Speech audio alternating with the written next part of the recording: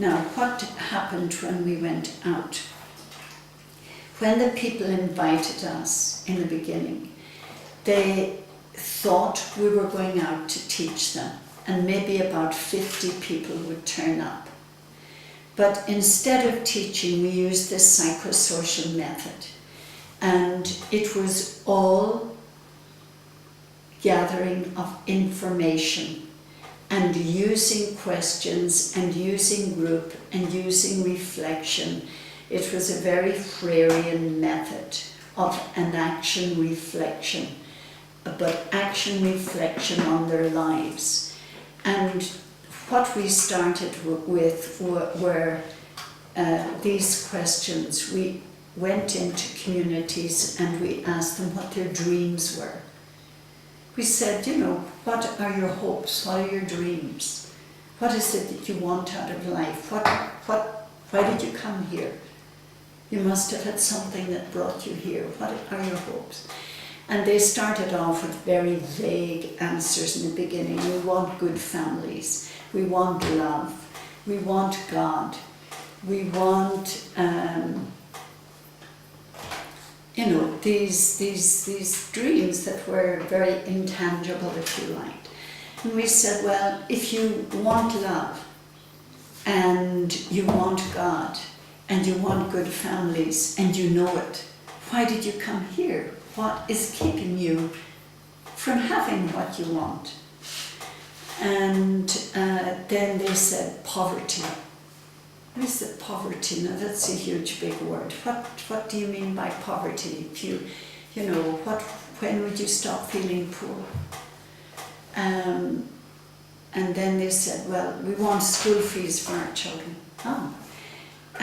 Why don't you have school fees for your children? If you have farms and you are farming and the government has introduced some government help for children, why aren't your children in school? And we did not do this in big groups. This is a method for, you know, dividing groups into small groups. We would divide them into small groups. Sometimes we'd separate the men and the women. So that, because if you put men and women together in the beginning, the men will do all the talking, the women won't talk. And if there are family issues, the women might be afraid to speak in front of their husbands. So we would put the men and women, men into groups and women into groups. And then when we asked them what was keeping them from their dreams, then all the dirty laundry came out. They talked about adultery, they talked about violence, they talked about unhappiness, they talked about a lot of drinking, they talked about drunken husbands selling the food and drinking the money, and they talked about children dropping out of schools, and they talked about not being able to talk. And they talked about lying, and they talked about what the word they use is two pockets, having two pockets in the family. The man having money but never discussing it in the family, the woman selling a few bananas but never saying that she sold it, and nobody disclosing anything about finances either to one another as spouses or to their children. So if children were looking for money, they'd go to the mother, and the mother would say, I don't have money, go to your father, and the father would say, I don't have any money. So there was all this horrendous misery and lack of communication and ignorance. And so they would list the things that kept them from their dreams, and then we would ask them to prioritize these. And communication was in every family all over in an area of 1,000 square kilometers. Communication between partners was number one problem that kept them from their dreams. But before reflection on that, they always thought it was poverty. We're poor, we're poor, we're poor. Yet they were poor because they weren't communicating. Sometimes when we work with people in a psychosocial program and ask, why do you do what you do? People have not given thought to why they do what they do. And that now brings them into an awareness that, but why am I following these rules or this culture? Some rules are not written, but people work by them. So the psychosocial method is helping people to reflect much more on their lives, look at their lives, analyze their issues, and decide whether they want to live that way or they want to change. We ask them to prioritize.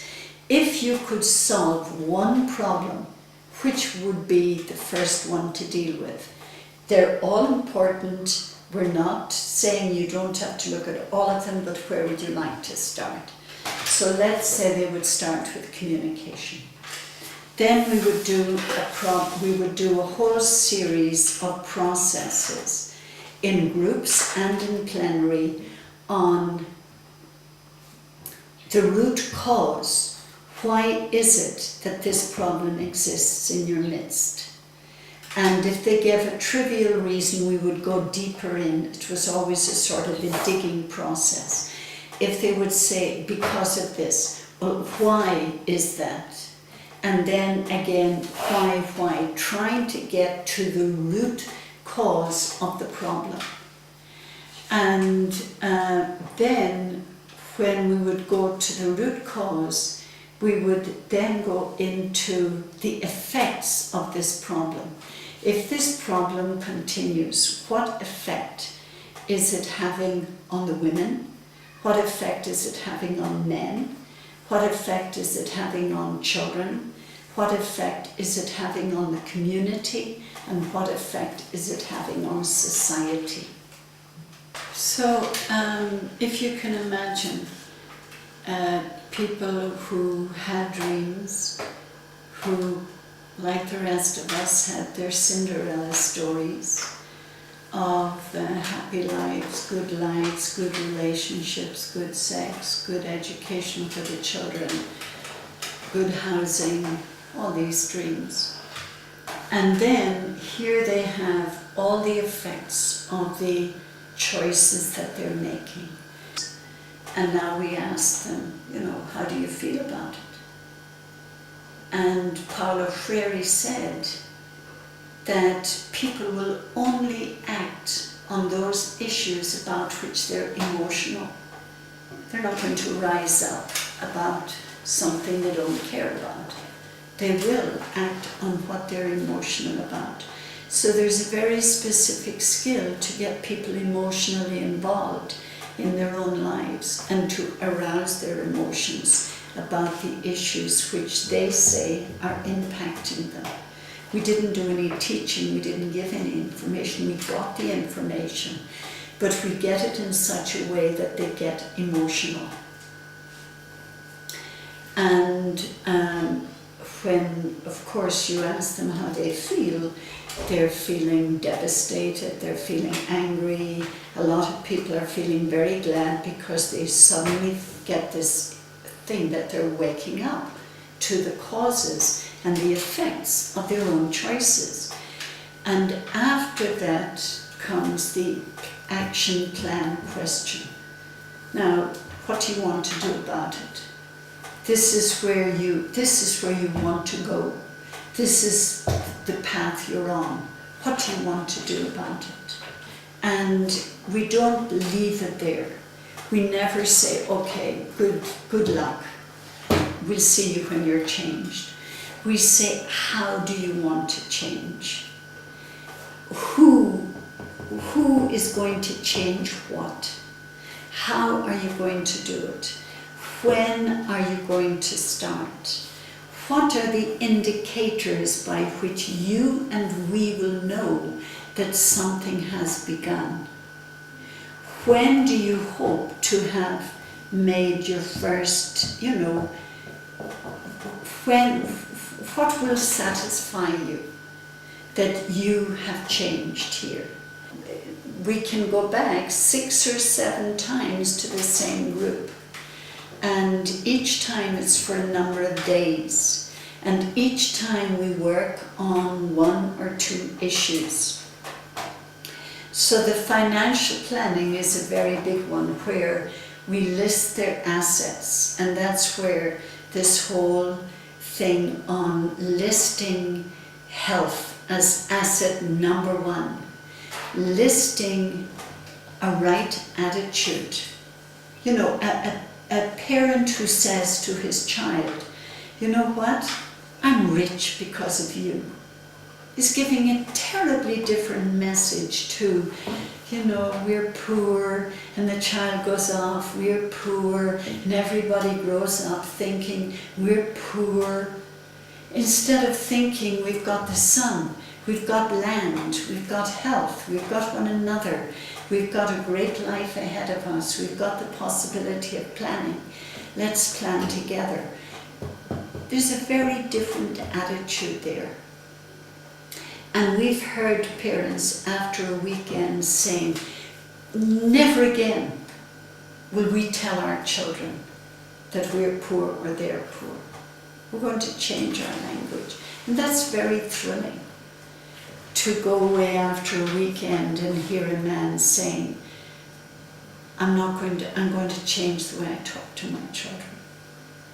And it's a huge area that people say they change about. The way they think about their children, the way they talk to their children. But when we list their assets and we put health, we put land, we put clean air, we put fresh grass, beautiful views, a nice farm as assets, it changes people's view. I suppose it's a waking up process, and it can make a difference. People don't have dreams for houses by the Riviera or having a Mercedes outside their door. They dream dreams within their scope, if you like. Dreams that are very possible for many of them if they put themselves to it.